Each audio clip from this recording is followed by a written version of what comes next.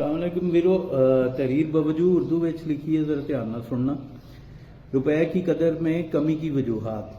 हमने जब 2017 में होंडा सिटी खरीदी तो उसकी इनवाइस प्राइस 15,33,000 रुपए थी। आज हमें उस 5 साल पुरानी गाड़ी पर 31 लाख की ऑफर है।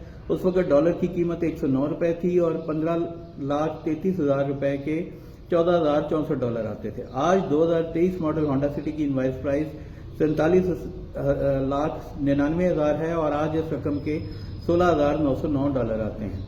यानी कार कंपनियों को तो डॉलर के हिसाब से भी कोई नुकसान नहीं हुआ, बल्कि उन्होंने इस पर 2,845 यानी 8,07,575 रुपए का इजाफा करके अपना मुनाफा मजीद बढ़ा लिया। चलें, कार मैन्युफैक्चरिंग का सरमायादार जो जुल्म कर रहा है उसे एक तरफ रखिए और अब ये सोचिए देखिए कि जिन अरबाब इख्तियार और बाखबर सरमायादारों ने उस वक्त डॉलर खरीदे, उन्हें एक गाड़ी बदले डॉलर खरीदने में बिना कोई काम किए कितना प्रॉफिट हुआ। 2017 में डॉलर की कीमत 109 रुपए थी और जब आप 14,064 डॉलर को आज के रेट मुताबिक रुपए में कन्वर्ट करें तो 39,91,425 रुपए बनते हैं।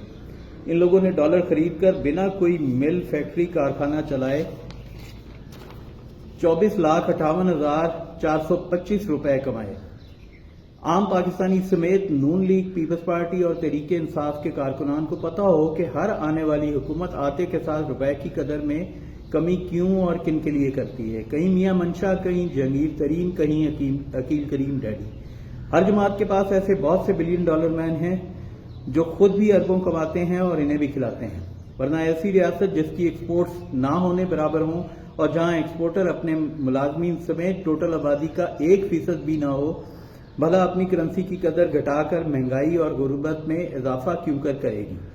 बेवकूफ लोग समझते हैं पंजाब नेशनल मूवमेंट सिर्फ जुबान की बात करती है। नहीं, हम जुबान की बात सिर्फ इसलिए करते हैं कि हम इस मुल्क की जमहूरी अक्सरियत हैं और हमें हमारे जमहूरी हक से महरूम सिर्फ इसलिए रखा गया है क्योंकि साम्राज्य को अक़लियत की जुबान के जरिए अक्सरियत पर अपना एजेंडा मुसल्लत किए रखना है।